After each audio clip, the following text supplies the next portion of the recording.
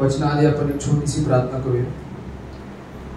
देव दिवस रात्र सांभाळला आणि आजचा एक नवीन दिवस तुझे उपकार मानतो. देव आज ही वचन देण्याची सुंदरशी संधी तू मला दिलीस आणि देव आज ते आम्हा सर्वांना एकत्रित केलेस म्हणून तुझे उपकार मानतो. देव येणारं वचन देव येणारी स्तुती आराधना देव तू आशीर्वादित कर. देव आणि या वचनामधून देव स्तुती आराधनेमधून देव आमच्या सर्वांच्या देव आशीर्वादाने भरून देव आम्हाला देव ज्ञान बुद्धी चालू तुझ्या नावात मागतो म्हणून करतो. आमेन. सर्वांना प्रेज द लॉर्ड. मी पहिल्यांदाच वचन येत आहे आणि मला याचा काही असा अनुभव नाहीये, पण कुठल्याही गोष्टीची एक पहिली वेळ असते आणि माझी आज आहे म्हणून मी मला धन्यवाद देतो आणि देवाने मला ही सुंदरची वचन देण्याची संधी दिली म्हणून देवाचे खूप खूप उपकार मानतो. आपण आता 6व्या शब्दाकडे वळणार आहोत जे आहे पूर्ण झाले आहे. आणि हे सुंदरस शब्द देवाने मला दिला आहे याची मला खूपच चांगलं वाटत आहे. तर आपण सुरुवात करणार आहोत. सुरुवात करण्याच्या आधी आपण पहिलं वचन वाचणार आहोत. योहान 3:16. सर्वांनी आपले आपले बायबल काढा आणि ज्याला वचन सापडेल त्यांनी जोराने वाचा. योहान 3:16. सर्वांना पाठायचं आहे. आपण एकत्र म्हणूया. देवाने जगावर एवढी प्रीती केली की त्याने आपला एकुलता एक पुत्र दिला अशासाठी की जो कोणी त्याच्यावर विश्वास ठेवितो त्याचा नाश होऊ नये तर त्याला सार्वकालिक जीवन प्राप्त व्हावं. सर्वांना पाठ आहे आपल्याला. पण वचनामध्ये लिहिलं काय नक्की आपल्याला ह्याचं मनन करणं गरजेचं आहे. त्याआधी आपल्याला हे कळणं गरजेचं आहे की देवाचा शब्द, आपण 7 शब्द बघत आहोत. देवाने 7 शब्द क्रूसावरती बोललेले आहेत. पण आपण 7 शब्दच का असं म्हणतो? मुळात बघायला गेले तर ते 7 वाक्य आहेत, पण आपण 7 शब्द असं म्हणतो कारण बायबलमध्ये देवाच्या शब्दाला सगळ्यात मोठं इम्पॉर्टन्स आहे. कारण या पृथ्वीचा निर्माण, या मानवी जीवनाचा निर्माण एका शब्दावरून झाला. कारण सुरुवातीला आपण जेव्हा याच्यामध्ये बघतो, बायबलमध्ये जेव्हा बघतो, तर या सर्व गोष्टीचा सुरुवात ही एका शब्दामुळे झाली. देवाने शब्द केला आणि पृथ्वी निर्माण झाली. देवाने शब्द केला, प्रकाश निर्माण झाला. देवाने शब्द केला, मानव निर्माण झाला. म्हणून देवाच्या शब्दाला खूपच इम्पॉर्टन्स आहे, त्याच्यामध्ये खूप गांभीर्य आहे. आणि हा शब्द म्हणून हे 7 शब्द आपल्याला दिले आहेत. आणि हा जो 6वा शब्द आहे पूर्ण झाला आहे, याला खूपच मोठं महत्व आहे.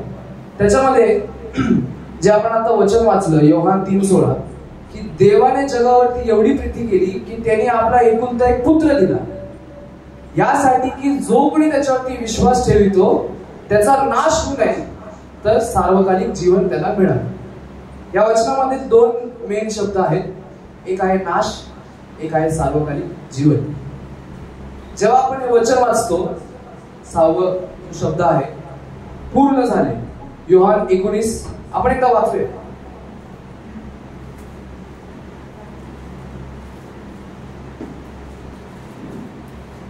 योहान 19 29 ते 30 वचन मोठ्याने वाचूया.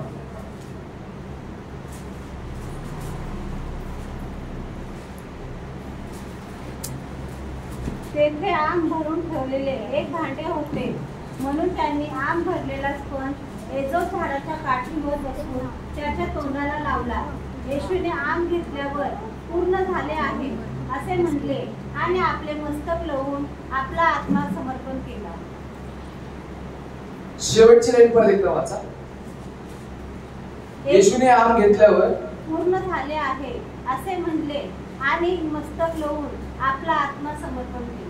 खूपच इम्पॉर्टंट आणि महत्वपूर्ण शब्द आहे. येशूने आंब घेतल्यानंतर पूर्ण झाले हा उच्चार केलेला आहे, या शब्दाचा वापर केला आहे. आणि हा शब्द खूपच महत्वाचा आहे. त्याच्या मागील अर्थ खूप असा गंभीर आहे आणि मला बायबल मधल्या एवढ्या काही गोष्टी तेवढ्या डीप मध्ये माहित नाही, पण मी बायबलच्या सर्व गोष्टी माझ्या जीवनाशी लागून त्या समजण्याचा प्रयत्न करतो. जुन्या काळात असं होतं की पाप केलं की अर्पण द्यायचं आणि ते पाप तुमचं निघून जातं. आणि असं जुन्या करारात चालायचं.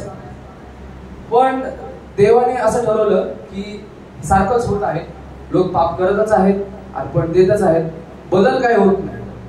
आणि मग देवाने असं ठरवलं, जर हा बदल मनुष्याच्या जीवनामध्ये आणायचा आहे तर एकच कोकरा देणे आहे, सगळ्या पापाचं एकदाच वेतन पूर्ण करणे आहे. म्हणून जसं आपण योहान 3:16 मध्ये वाचलं की देवाच्या काही योजना आहेत, काही प्रोफेसी आहेत, आणि त्या पूर्ण झाल्याशिवाय पुढचा अध्याय चालू होत नाही. म्हणून हा जो शब्द आहे की पूर्ण झाले आहे, हा एक इम्पॉर्टंट शब्द आहे. कारण तिथे देवाची योजना, देवाच्या ज्या गोष्टी या जगासाठी, तुमच्यासाठी, माझ्यासाठी ज्या ठरल्या होत्या त्यावेळी पूर्ण झाल्या आणि एक नवीन अध्याय सुरू झाला आपल्या आयुष्यामध्ये. त्याच्यामध्ये आपल्याला असंही लक्षात येतं की देवाने या ज्या गोष्टी केल्या, म्हणजे आपल्याला हे कोकरा दिला येशू ख्रिस्त आणि तो क्रूसावरती गेला, आणि या ज्या पूर्ण गोष्टी झालेल्या आहेत, ह्याच्या मागे देवाचा असाही उद्देश होता की जे नियमशास्त्र आपल्याला लावून दिलेलं आहे ते रद्द नव्हतं करायचं, तर ते पूर्ण करायचं. देवाने आपल्याला काही नियम दिलेले आहेत किंवा काही गोष्टी लागू, एक सिस्टम आहे. आई वडील, मुलगा, भाऊ बहीण, बाप किंवा देव, त्याचा शिष्य, या गोष्टी आहेत. एक सिस्टम आहे, एक काहीतरी त्याच्यामध्ये अध्याय, एक रूल आहे, एक नियम आहे.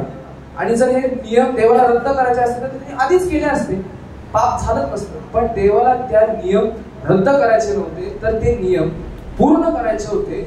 म्हणून देवाने त्याचा एकुलता एक मुलगा आपल्याला दिला. त्यापुढे आपण अजून एक वचन वाचणार आहोत. इब्री लोकांचं पत्र 10 अध्याय 12 ते 18 वचन जोराने वाचूया.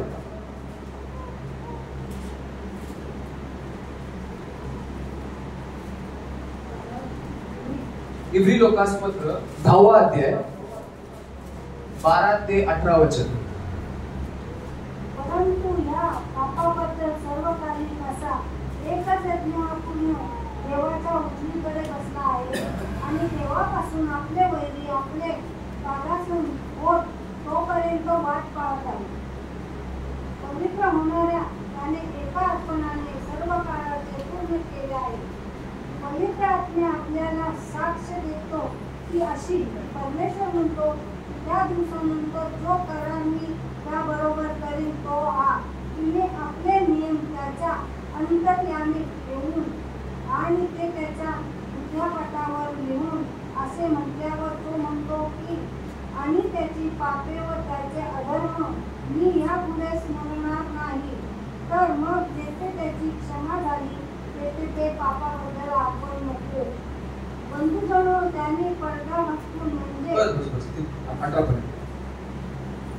आपण आता बायबल मधूनच वाचत आहोत, आणि जे मी तुम्हाला सांगितलं ते बायबल मध्येच लिहिलं आहे की सर्व पापांचा एकत्रच यज्ञ आणि एकत्रच वेतन देणं हे देवाने ठरवलं आपल्यासाठी आणि तुमच्यासाठी.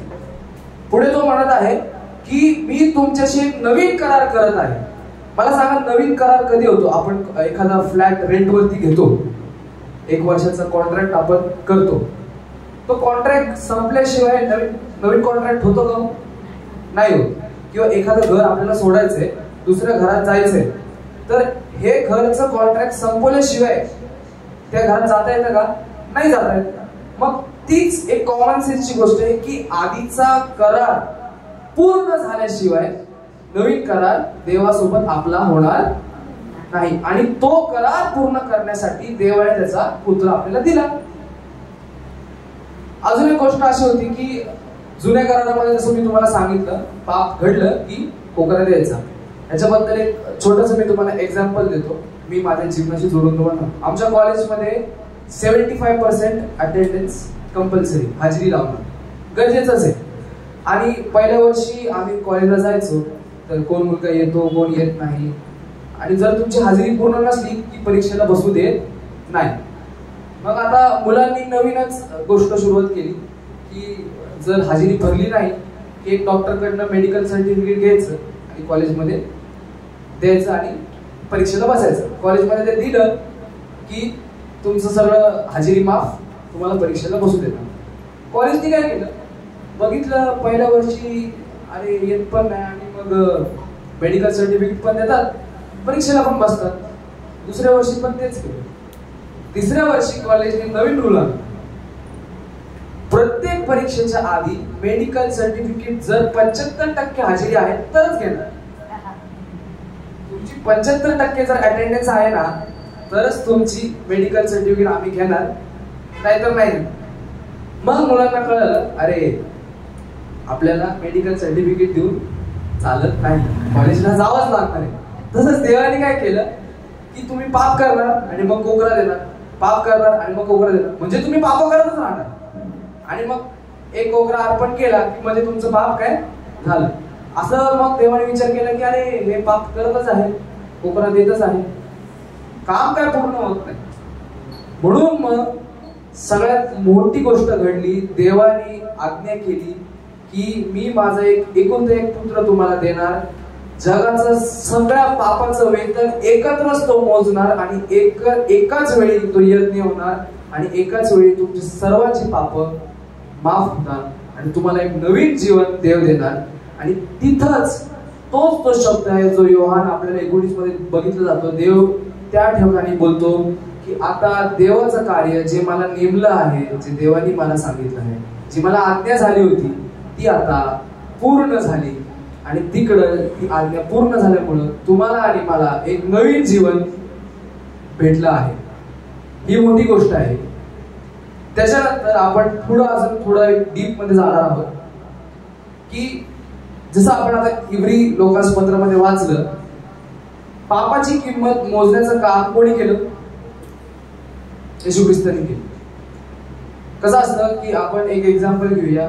एखादी नवीन वस्तू घ्यायची झाली की समजा आपल्याकडे तेवढे पूर्ण पैसे नसले की आपण EMI घेतो, बरोबर की नाही?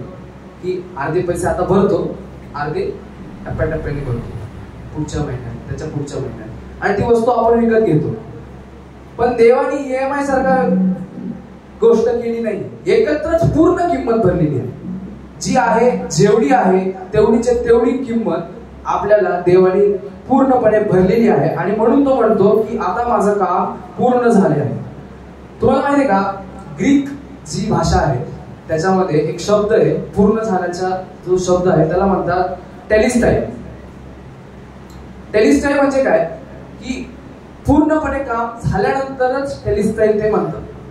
अर्धवट झालं, 70% झालं, 50% झालं म्हणत नाही. एखाद्या मालकाने एका कामगाराला जर काम दिलं ना तर तो पूर्ण काम संपवल्यानंतर त्याला एक असं शेत नांगरायला दिले, पूर्ण शेत नांगरून झाल्यानंतर तो मालकाला जाऊन म्हणतो की मालक टेलिस्टाई झालं, आता संपलं, आता मला माझे पैसे द्या, मी जातो.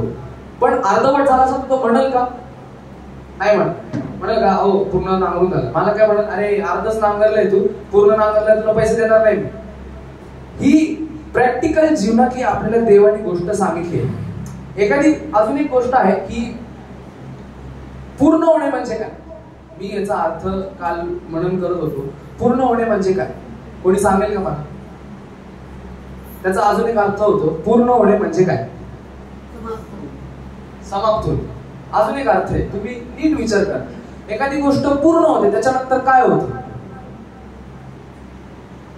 काहीतरी होतं. मी एखादा पिक्चर बघितला, तो पिक्चर संपला म्हणजे पूर्ण झाला. पिक्चर नंतर काय होतो? नवीन पिक्चर चालू होतं. म्हणजे पूर्ण होणे म्हणजे सुरुवात होणे ही याचा अर्थ आहे. पूर्ण होणे याचा अर्थ सुरुवात होणे आहे. आणि आपण जर बायबल नीट वाचलं तर गुड फ्रायडे संपतो आणि 3 दिवसांनी ईस्टर येतो. म्हणजे काय होतं? नवीन सुरुवात होती, पूर्ण होतं गोष्टी. पण मला असं सांगा, जर पूर्ण झालं नाही तर नवीन गोष्ट सुरुवात होईल का? तुम्ही आधीचा असं बाहुबली 1 पाहिला, अर्धवटच पाहिला आणि मग बाहुबली 2 ला गेले. तुम्हाला बाहुबली 2 समजलं का? तुम्हाला पहिलं आधीचा पार्ट पूर्ण करणे आणि मग दुसरा पिक्चर बघणे, तर तुम्हाला पुढचा पिक्चर समजेल, नाहीतर समजणार नाही. म्हणून बायबल मध्ये हा शब्द खूपच गांभीर्य त्याचा अर्थ आहे. देवाने हा शब्द म्हणण्याचं तात्पर्य असं आहे की देवाने तुम्हाला सांगितलं की तुमच्या पापाचं वेतन मी पूर्ण केलं, आता मागच्या गोष्टी विसरा, नवीन पिक्चर बघा. हे त्याच्या मागचं सगळ्यात मोठा अर्थ आहे. आणि अजून एक आपण गोष्ट असं पाहतो की पूर्ण बायबलमध्ये ना दोनच माणसं इम्पॉर्टंट आहेत माझ्या माहितीनुसार. कारण आमचे दादा होते, त्यांच्याकडे मी लहानपणी बसायचो. तर खूपच नशिबाने कधीतरी ते मला त्यांचा बायबलचा अभ्यास खूपच गंभीर होता आणि प्रगटीकरण, उत्पत्ती ह्याच्याबद्दल त्यांना खूपच जास्त ज्ञान होतं. त्यांनी मला एकदा एक गोष्ट सांगितली होती की बायबलमध्ये दोनच लोकांचं सगळ्यात मोठं महत्व आहे. सांगा बरं कोण आहेत दोन लोक? दोनच लोक आहेत ज्यांचं सगळ्यात जास्त महत्व आहे बायबलमध्ये. आणि त्यांनी मला ही गोष्ट सांगितली आणि मी पण नंतर विचार केला की अरे हा दोनच लोकांचं महत्व आहे बायबलमध्ये पण ती गोष्ट लिहिली. मी तुम्हाला सांगतो कोण लोक. पहिला आहे आदाम आणि दुसरा आहे येशू ख्रिस्त. आदामापासनं जगामध्ये पाप आलं, येशू ख्रिस्तापासनं जगामध्ये जीवन आलं. म्हणजे आदामाने जी गोष्ट सुरू केली होती, पापाचं जीवन जे सुरू केलं होतं, ते येशू ख्रिस्ताने ज्या जगामध्ये येऊन ती गोष्ट पूर्ण केली आणि तुम्हाला एक नवीन अध्याय दिला, म्हणजे जीवन दिलं. आणि मग परत आपण फिरून परत पहिल्या वचनाकडे येतो, योहान 3:16, जो कोणी त्याच्यावरती विश्वास ठेवतो त्याचा नाश होणार नाही, तर त्याला सार्वकालिक जीवन प्राप्त होईल. म्हणजे पूर्ण त्याचं जीवन त्याला प्राप्त होईल, असं देव बायबलमध्ये आपल्याला परत परत फिरून तेच सांगत. पुढे आपण असं वाचतो की देवाने पापाचं वेतन मरण आहे असं बायबलमध्ये लिहिलंय. आपण वचन वाचूया. रोमकरास पत्र 6 अध्याय 23 वचन.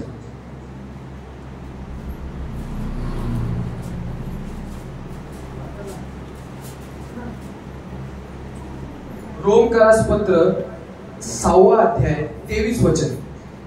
कारण पापाचे वेतन मरण आहे, पण देवाचे कृपादान आपल्या प्रभू येशू ख्रिस्तामध्ये सार्वकालिक जीवन आहे. परत आपण तेच वाचतो. योहानमध्ये पण तेच लिहिलंय, रोमकरास पत्रामध्ये पण तेच लिहिलंय की पापाचं वेतन काय आहे? मरण आहे. म्हणजे देवाने आपल्याला काय दिलं होतं? सुरुवातीला मी तुम्हाला सांगितलं की देवाने नियमशास्त्र रद्द नव्हतं करायचं. मग नियमशास्त्र नेमलेलं आहे. नियमशास्त्र बदलतो का? नाही बदलत. चर्चचा एक नियम आहे, कॉलेजचा एक नियम आहे, शाळेचा नियम आहे. तुम्ही किती कोण असू द्या, नियम बदलतो का? नाही बदलत. पण नियमामध्ये काय लिहिलंय की पापाचं वेतन मरण आहे.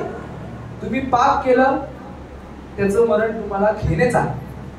पण देवाचं आपल्यावरती प्रेम आहे. मग देवाने काय केलं की अरे माझे लोक मरू नये म्हणून ह्यांचं वेतन कोण देणार? येशू ख्रिस्त देणार. तुमच्या मरणाचं वेतन त्यांनी त्याच्या अंगावरती घेतलं, तो मोकळा झाला आणि त्यांनी त्याचं काम पूर्ण केलं. आता आपली वेळ आहे आपल्याला आपलं काम पूर्ण करणे. जर देव या पूर्ण जगाचं निर्माण करताय, त्याला एखादी आज्ञा, त्यांनी नियमशास्त्र जर पालन केलंय तर आपण कोण आहोत?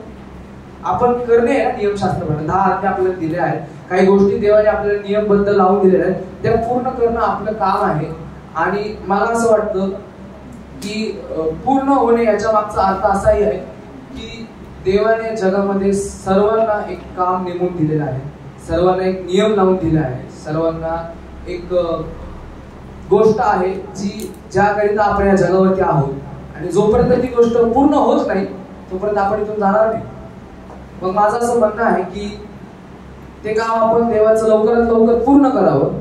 आणि आज मला असं वाटत आहे की माझी ही पहिल्यांदाच वेळ होती वचन देण्याची, आणि देवानी मला ही संधी दिली वचन देण्याची, तुम्हा सर्वांना सांगण्याची. आणि असं मला वाटतंय की देवाची हीच माझ्याबद्दल इच्छा होती की मी तुम्हाला वचन सांगावं. आणि असं मला वाटतं आज की मला जे देवानी काम दिलं होतं ते आज पूर्ण झालं. म्हणून माझं असं म्हणणं आहे की सर्वांनी आपापले देवाने तुमच्या जीवनामध्ये जे काम दिलं आहे त्या कामाकरिता, त्या वचनाकरिता तुम्ही जीवन जगावं. आणि तुमच्या जीवनातलं हे जे देवाने तुम्हाला काम दिलं आहे ते तुम्ही पूर्ण करावं येशू ख्रिस्तासारखं. आणि त्याच्या आपल्या पापाचं ज्याने ते वेतन पुरवलं आहे ते तुम्ही लक्षात घेऊन त्या गोष्टीचं मनन करावं. धन्यवाद.